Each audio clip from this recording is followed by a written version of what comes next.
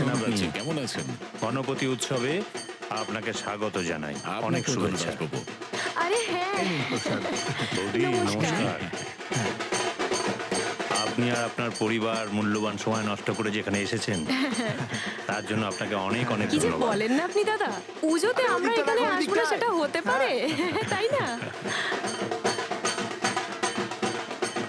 খুব ভালো পুজো হচ্ছে কিন্তু। ঠিক বলেছেন